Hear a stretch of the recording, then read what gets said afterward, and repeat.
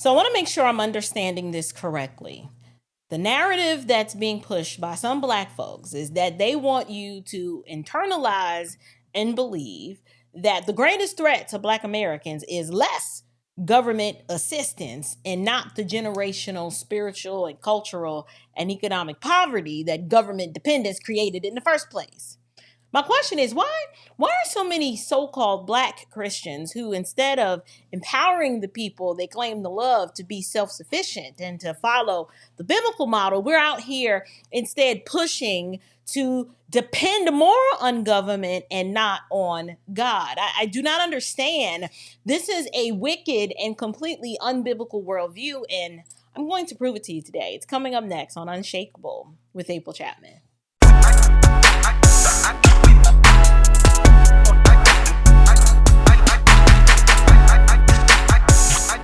Grace and peace, you guys. Welcome to Unshakable with April Chapman, where we discuss all things social, cultural, political, and theological from a biblical perspective. I am your host, April Chapman, and welcome to today's show. Today, we're going to be responding to a video from an individual who professes to be a Christian, but I've noticed I haven't taken in a lot of content from this individual, but from what I have taken in, they seem to view everything from the lens of race and victimhood, yet at the same time claim to be an heir of Jesus Christ and a child of God. I'm so confused, and I'm trying to understand how those two things are coexisting at the same time, but I digress. So what we're going to do is I'm going to react to, it's a very short video, and we're going to listen to it and engage with it, and I'm super excited. I'm super excited to respond to this because I believe it's important for the people of God to have a biblical epistemology and to respond to the things that are going on in the culture with the Bible leading in the forefront. So this individual, and pardon me if I don't pronounce her name properly, but it's Ekamini or Ekemini Uwan, or I don't know if it's Ekamini or Ekemini Uwan. However, she is a theologian and a power to the people, sister girl, feminist, womanist, theologian. I mean, it's like loaded with so many things. But I actually saw a good friend of mine, Monique Duson with Center for Biblical Unity. I first saw this come up on her TikTok. And I said, wait, what? What is this that I'm listening to? And so Sister Monique did an amazing job of responding to this. And you can see the video over on her TikTok. Not sure if she's going to put it up on YouTube. But I thought that I would throw my hat in the ring and attempt to respond to this as well. So let's go ahead and let her rip. Hey, y'all. My people. You may or may not have heard about the big, beautiful bill that the Republicans are trying to pass under the cover of darkness. And who tries to do anything under the cover of darkness unless there's nothing but darkness within the bill? And let me tell you, this bill is anything but beautiful. It is straight out of the pit of hell, as this bill seeks to gut the social safety net. Medicaid is on the line. 1 in 5 enrollees in Medicaid is Black. That means your mom, your dad, your sister, your mama, and your cousin too, okay, will be impacted. Even you could be impacted by Medicaid cuts. And we don't want to lose coverage for our people. This is personal, it's urgent, and these cuts to health insurance put health insurance coverage in jeopardy for 13 million Americans. 64% of Black mothers' deliveries are covered by Medicaid. And y'all know that there is already a critical Black maternal mortality crisis in this country. We cannot afford not one cut. Okay, I'm going to stop it there. I think that was enough for us to engage with. The first thing I need to do is I need to address the first point. She refers to the big beautiful bill as wicked, and I actually, if I'm not mistaken, I actually did a video talking about some of the main components of the big beautiful bill. But what I want to do is I do want to break this down point by point, because we do have to expose some of the deception that's been propagated here. So the first point that I want to deal with is she's saying that they're trying to gut the social safety net. She says Medicaid is on the line. 1 in 5 enrollees is Black. I said, okay, let's start here. From my vantage point as a Christian, if I were to engage with this and provide a biblical response, if 1 in 5 Black Americans are on Medicaid, I would argue that that is actually not a reason to preserve the program in its current form. It's obvious if 1 in 5, that is a red flag that something is deeply broken in our community and that we don't need to keep people on it. We need to figure out why are 1 in 5 people on Medicaid that are like 1 in 5 Black people are on Medicaid. Like, that's a lot. I'm sorry. Something is deeply broken. That's not progress. That is actually proof that all of the decades of Democrat policy have made us quite comfortable in our captivity. Now, here on this show, I'm always talking to y'all about functioning in your freedom. And so what this tells me is that 50 years after the Civil Rights Act, where, we're not doing better, we're doing fundamentally worse, and we're at the bottom. And my thing is, we don't have intact families. Men are nowhere to be found. You got single motherhood rates that are super, super high in the Black community. And her solution here is to crash out over less government dependence. Ma'am, your worldview is part of the problem and is nowhere near close to a solution that would provide us any sort of measurable progress forward. It's just, this worldview is simply not biblical. And so what I want to do here, I'm going to let her finish again, but just on the outset, if she's saying that the big beautiful bill is trying to gut the social safety net, it is being gutted, but she doesn't qualify and specify and tell her audience what is being gutted. And I'm going to actually do that in this video. I think it's very, very important for the people of God to know what's being cut and what's being gutted. But if it's a social safety net, it was designed for a particular purpose. Right? So let's just deal with a fact check. Ooh. Y'all, that was a mosquito. Okay, I'm all right. Let's do a quick fact check. Medicaid, in its original intent, y'all, it was designed as a temporary safety net, not some generational lifeline. And so if the big beautiful bill, the aim is to put work requirements in place for able-bodied adults that don't have dependents. Not for disabled people, not for the elderly, and we're not trying to put work requirements in place for moms that are recovering from childbirth, okay? So the aspect of Medicaid that is not being touched are the things that I just listed. So I'm not sure if she knows this, but I at least wanted to correct the record and correct the falsehood, because some of what she's saying is just a flat out lie. Medicaid is being gutted. The social safety net was designed to work a certain way. And if 1 in 5 Black enrollees, if 1 in 5 enrollees are Black, that means that there is something going on within the Black community that's problematic. And I know her rebuttal would probably be something along the lines of systemic racism being the problem. Cap, I call lies. There's something going on much, much deeper than that has more to do with her not advocating for the things that would make us more self-sufficient. But instead here, she's advocating for things that would make us more government dependent. But let her continue. We need Black motherhood to thrive, and we need Black babies to thrive and come into this world alive so that they can have a good future with an expected end. Okay, hold on one second.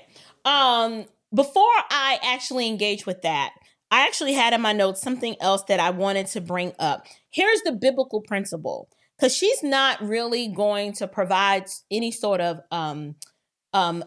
biblical reference or worldview to substantiate her claims here. And so that's something that I wanted to do.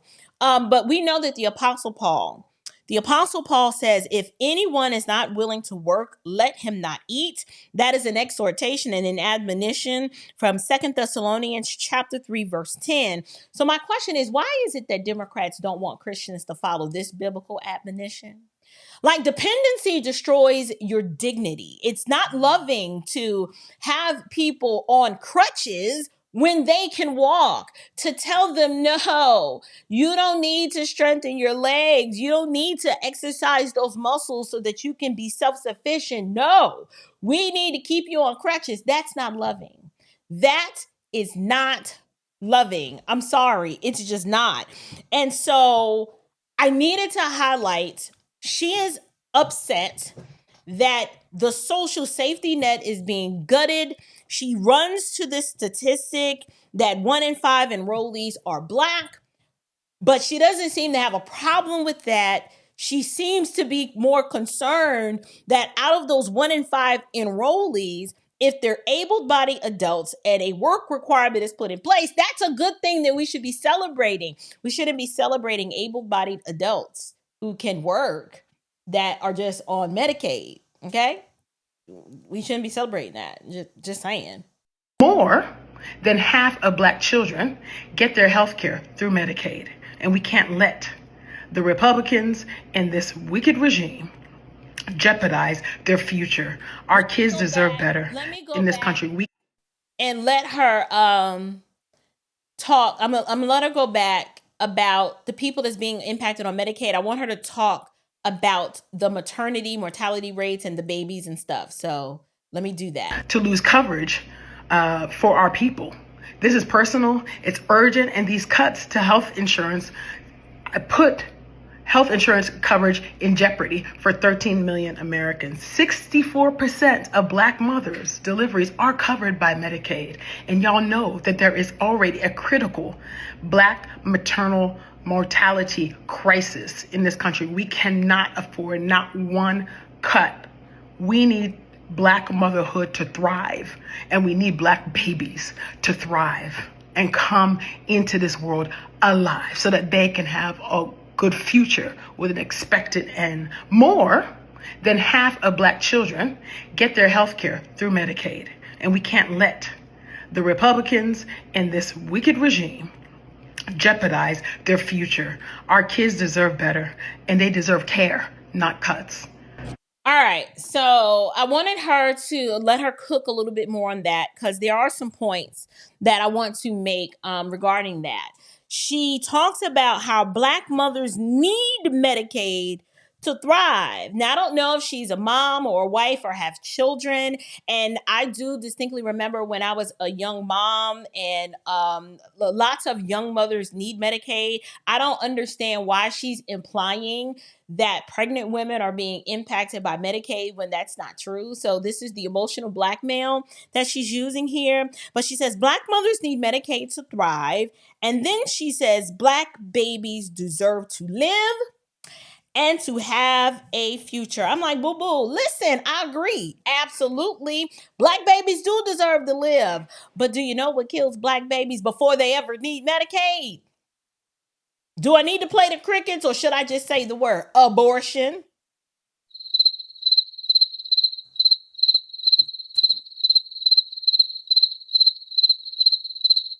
That's what's killing the Black babies before they ever need the Medicaid. It's abortion. And the same party that's pushing all of this government dependence, the party she's caping for right here, they are the ones that are funding and defending Planned Parenthood, which is the number one deletion or deleter of Black babies in the country. So yes, I agree. Yes, Black babies do need a future. But can they be born first? Like, can they live? Like, we both sound like we want the same thing, but one of us is not being honest about before we can get to the Medicaid. We need to deal with the fact that Medicaid is providing coverage for women to have access to abortion. That's the part of the Medicaid program that needs to be gutted. It's the backdoor way that Democrats ensure that our tax dollars continue to fund abortions, which according to my Bible is wicked. So you're talking about the darkness of this big, beautiful bill, but that's the darkness that needs to be uncovered about Medicaid and not the big, beautiful bill. The GOP has been actively trying to work to get, they're trying to do a backdoor way since they won't repeal Obamacare, which provided a backdoor way access for Planned Parenthood to get these abortions paid for through Medicaid. So they tried to get it in through the big, beautiful bill.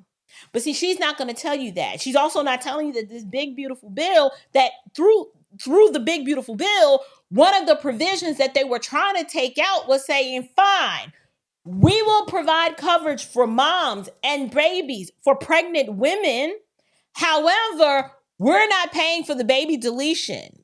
She doesn't bring that up. To my Bible, that is a good and righteous aspect of the big, beautiful bill. So don't preach. Don't preach about thriving Black motherhood while you're aligning yourself with the very institutions that are snuffing out life in the womb. Make it make sense.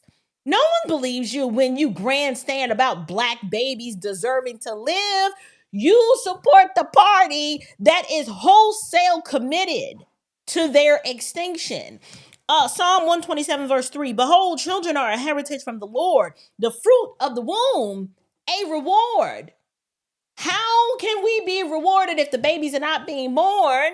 And if Medicaid is a stealth way for more baby deletion to happen, we do need to gut it. I don't want my money being used to help somebody who is being sexually irresponsible and just wants us to pay for her murder. I don't want to be a party to her sin. I don't want to do that. So let's be real.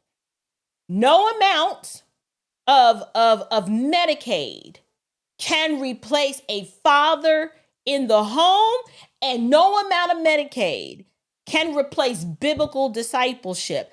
Thriving families and these thriving mothers and babies that she's talking about, ma'am, they happen in the confines of families, right? Thriving begins with family structure, not federal funding. And when families are intact, with mommies and daddies coming together, children thrive.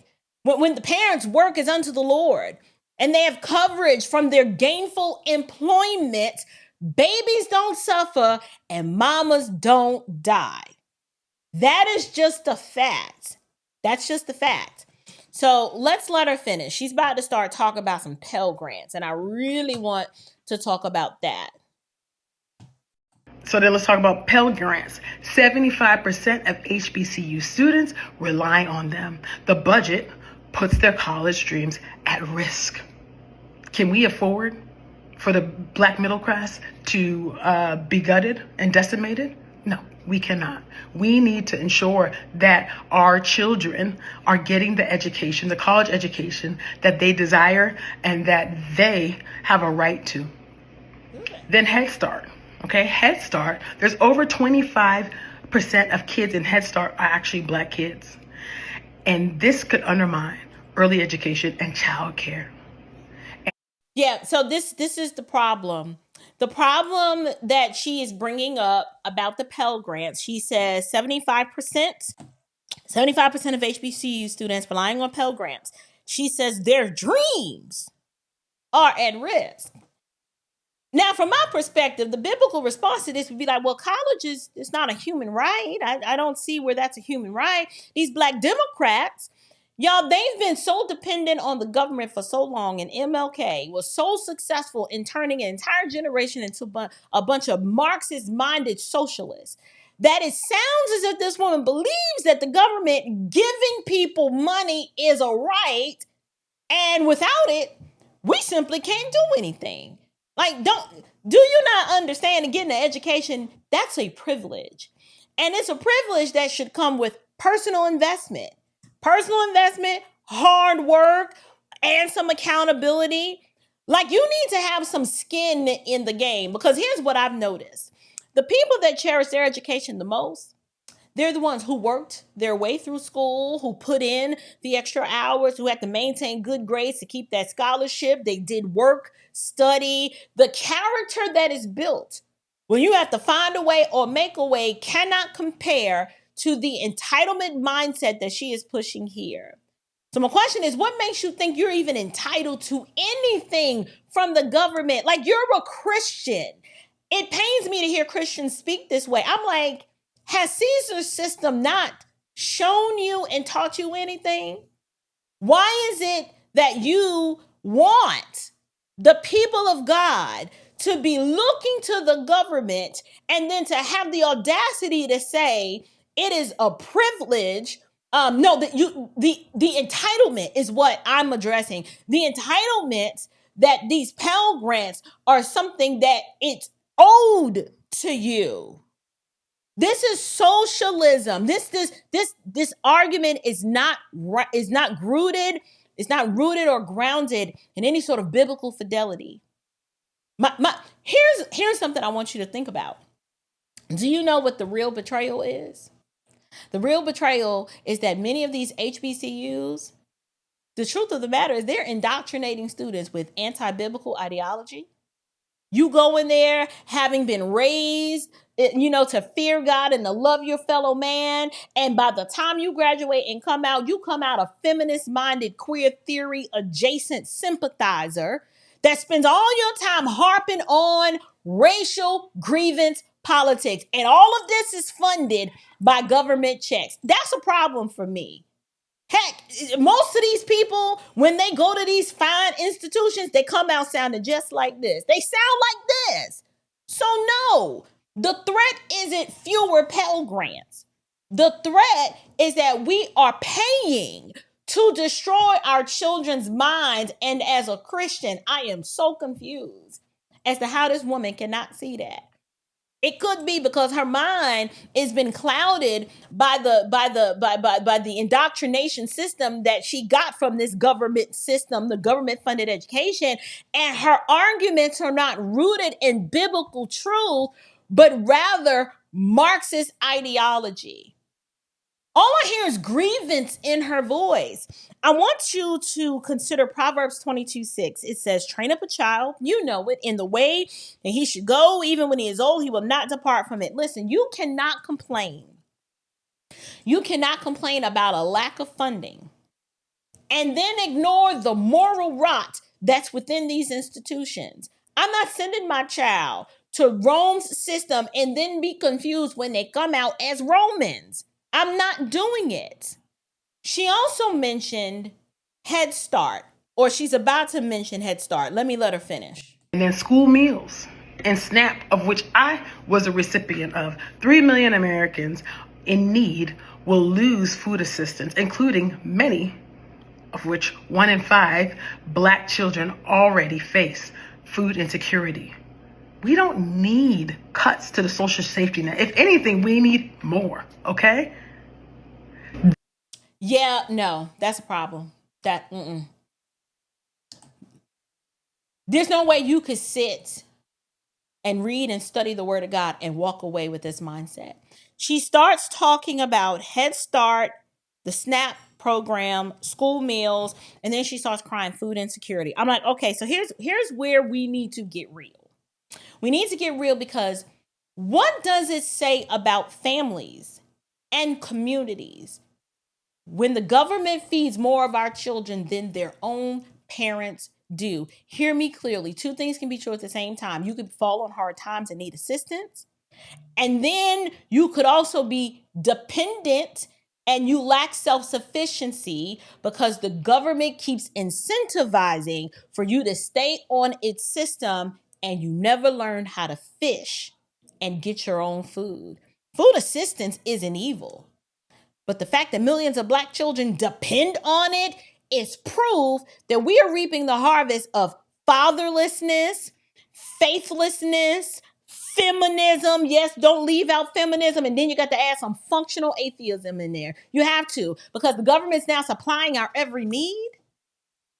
I thought God promised to supply our needs according to his riches and glory. But here, it's the government is now supplying our every need. Why isn't she advocating for more Titus 2 women to talk to these young women, to tell them to stop tearing down their homes with their own hands, marry before you carry, learn how to love your husbands even when things get hard and you don't feel happy? Why aren't we having that discussion? Why are the majority of our Black churches 80% women, with the women in charge of the preaching and the teaching ministry?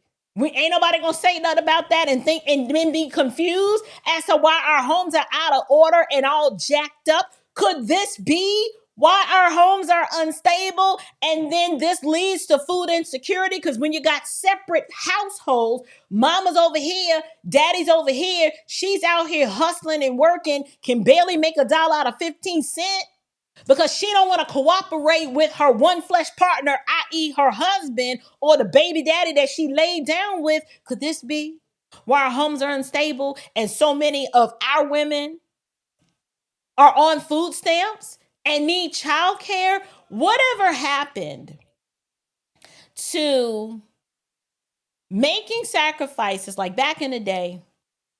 Because here's the argument. The argument is that back in the day, when the Black family was intact, the husband could make enough to provide for a whole family. My argument is that true? Because we were having larger families and we were making less. Yes, if we adjust for a cost of living, if you think about how much money Black Americans earn today in comparison to yesteryear, and the fact that our families are smaller, I call cap. You had families of 10 and 12 people in a 2 or 3 bedroom home with 1 bathroom, and they ate, they sat around, they may not have had much, but you know what they had? They had family stability, and the children were raised to honor God, respect authority, do for neighbor. And we didn't have all this welfare and government dependence, and you didn't need childcare. Why? Grandma either was down the street, or it was multi-generational living, or better yet, how about mama stayed home and she, I don't know, took care of her own children until they were school age. The idea that the government's job is to provide your health care and your meals is wild to me. How do you square that with 1 Timothy 5:8? But if anyone does not provide for his relatives, and especially for members of his household, he is denied the faith and is worse than an unbeliever. How do you square that with what you're saying, ma'am? That is scripture. I didn't get that from Fox News. I didn't get that from the Heritage Foundation. That is Paul. I got that from the Word of God.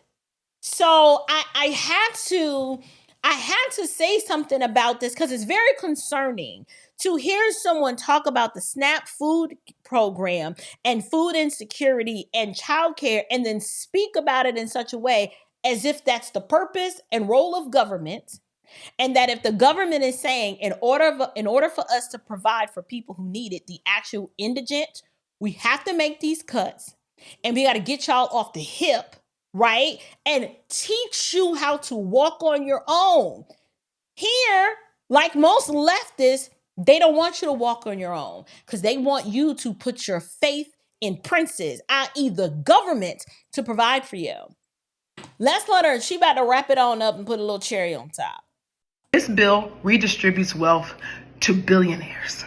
Really? And aren't y'all tired of the rich taking from the poor? Aren't y'all tired of the rich eating the poor?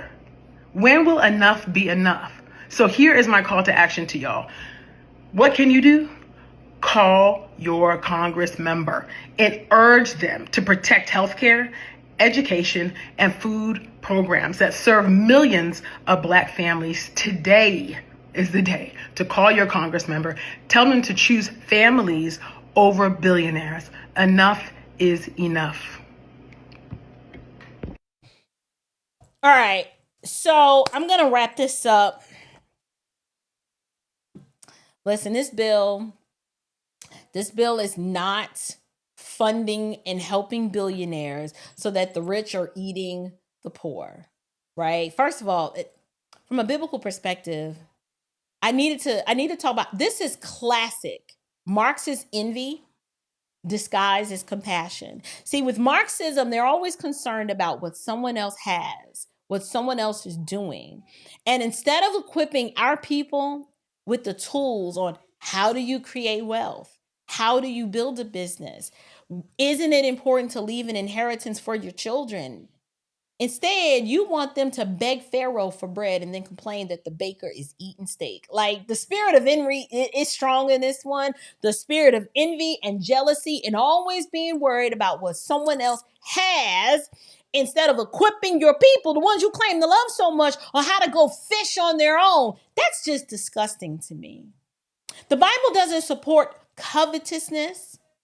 And if we're honest, the elites on the left are the ones that are pushing the ideology to where that you have nothing and you're happy about it.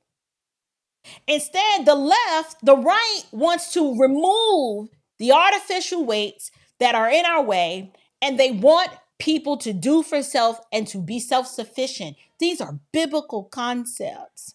Proverbs 13:22. A good man leaves an inheritance to his children's children.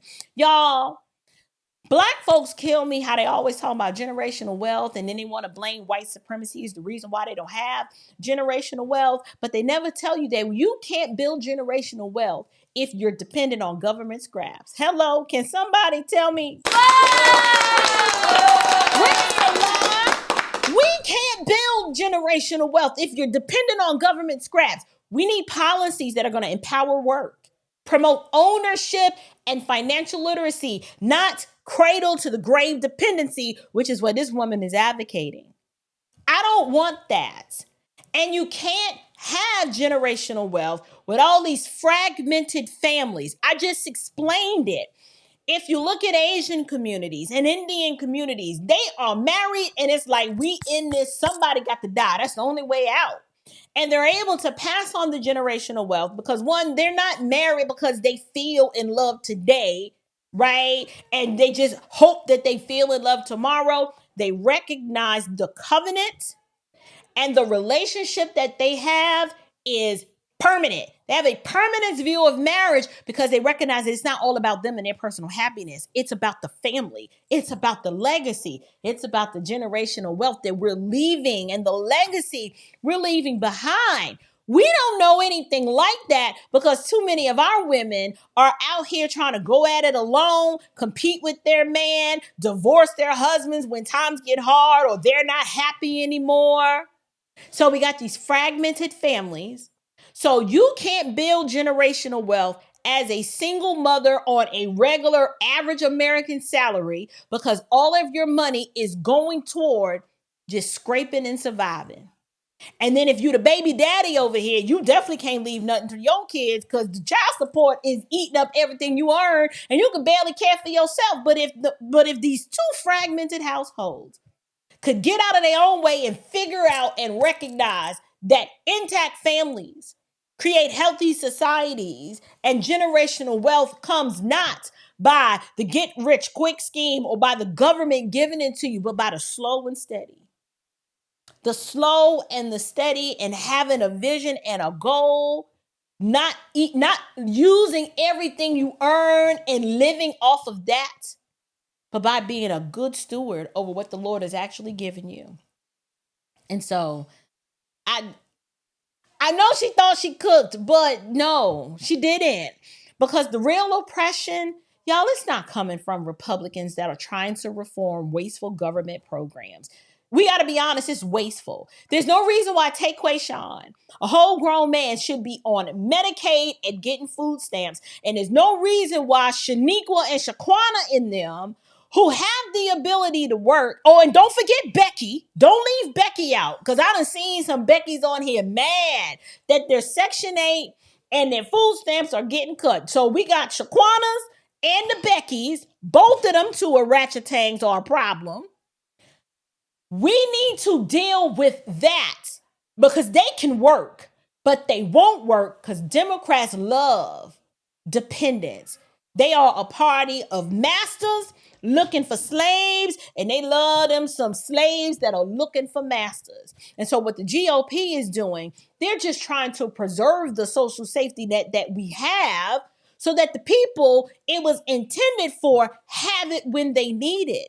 Y'all, the real oppression is coming from people like this woman who's walking around trying to promote 40-year-old babies on the government's hip, refusing to teach them how to walk. How do you claim to love your people, but you keep them enslaved to the state? How do you claim to love your people, but Democrats refuse? They refuse to let the baby walk. Can you imagine? Like, I'm a mother. I have 4 children, 2 of which were a set of twins. It was hard trying to teach them how to walk. But I knew they had to learn how to walk. They are my last baby. You know, you just want to hold them and rub them and you want to stay babies forever. They can't stay babies forever. Eventually, they got to learn how to walk. And at first, you're nervous, right? Because they stammering and they waddling and it's touch and go. They fall. They scrape their knee. They hurt themselves. But do you know what? They're 13 now. They don't walk like they did when they were 10 months old. They're proficient and they know how to walk on their own. Ain't you tired? Ain't you black Democrats tired of being carried around on the government's hip? Like, I mean, eventually, any self-respecting person be like, you gonna put me down. I know how to walk. You know those toddlers that now that they know how to walk and they can run and you know their balance is a little bit more like they get upset when you pick them up. They're like, don't pick me up. I want to walk. Ain't you tired of being carried around on the government's hip? It's just a question that I want to know. Because the pro-blacks, even the ones that claim in the name of Christ, y'all, these people don't want liberation. Y'all, they want lifelong leverage. And I'm sorry, but Jesus didn't die for black folks to be wards of the welfare state and then to have alleged disciples of the Most High advocating for their people, their kinsmen according to the flesh, to be wards of the welfare state. Y'all, Jesus died to set the captives free, and not just for the blacks. Y'all, he died to set the captives free of all ethnicities. Okay, so when we read in Galatians 5, where it says, for freedom, Christ has set us free. Stand firm, therefore. Do not submit again to a yoke of slavery. Y'all, the application in this context is that Christ came to set us free from the bondage of sin. But my question is, why is it a Christian advocating for her people, to submit themselves to ideological and economic bondage by way of government dependence? Y'all, that is shameful. That requires some repentance. Can someone answer that for me? We got to stop calling generational dependence care. We got to start calling people back to convictions, high moral character, and dependency, but on Christ alone. Let's be slaves of Christ and not slaves to the government. You got to disavow people who say stuff like this. And as I wrap it up, y'all, the GOP is absolutely trying to gut, or should I say cut Medicaid. But it's almost $880 billion that they're trying to cut over 10 years. And the reason why they've got to be more lean, they have got to allocate that resources to the people who need it most. And I'm sorry, take Quayshawn, your cousin and them, Shaniqua's and Shaquana's, they don't need it. What they need is to go out and have a healthy doctrine of work. Teach these people how to work and to do for self. The bill does include work requirements, but the work requirements are for non-disabled working adults. She didn't tell you that part, did she? She also didn't tell you that there are provisions in here that are aimed at restricting the Medicaid reimbursements to Planned Parenthood for not just the baby deletions, but for the gender affirming care. As a Christian, you should be concerned that Democrats want to provide gender affirming care through Medicaid, which is our taxpayer money. We can't reconcile that through the scriptures, Ms. Zuwan. Okay, we can't do it. And I also wanted to highlight that right now, before the big beautiful bill modifications were being made, Medicaid currently covers services. I told you about the gender affirming care treatments, but the HIV medication and addiction recovery services without accountability. So that means if your uncle want to be a crackhead, there's really no incentive for him to not be a crackhead anymore. They're calling it addiction recovery services, but it's really not that. And so we need to deal with these things and provide viable solutions to make the necessary changes so that the indigent and the poor, those who need it most when they need it, can access it, but not in perpetuity. It's called get in and get out. You should not be passing your Medicaid on to your children, your children's children, along with the Section 8 and the SNAP. At some point, somebody has got to be able to pull themselves up out of poverty. And the way to do that is to teach people a healthy doctrine of work, and that work is honorable, and that government dependence is shameful. It's a difference between I need it in this moment versus I need it for the rest of my life. So I'm curious to know, what do you guys think? You heard her arguments. Were her arguments rooted and grounded in scripture, or were these just leftist progressive talking points that are going to keep people a slave to the Democratic plantation? And as a Christian, we should have no part or lot in that. Or do you believe, well, there's a lot of merit to what she's saying, and we don't care that people are going to be dependent on the government. Just give us our free stuff anyway, because it's ours. Like, if that's your position, you got to provide a book, chapter, and verse to substantiate that in context, but I don't think you'll be able to. And don't tell me about the orphans and the widows, because the people of God absolutely care for orphans and widows. We do that, but orphans don't stay orphans forever. Okay? They grow up, they become adults, and they become self-sufficient adults. And that's what we should be doing. So anyway, I love you guys. Leave me a comment down below, whichever, side of this discussion you land on, but I am curious to know what you think. Don't forget, stay rooted, stay firm, and above all else, stay unshakable. Grace and peace.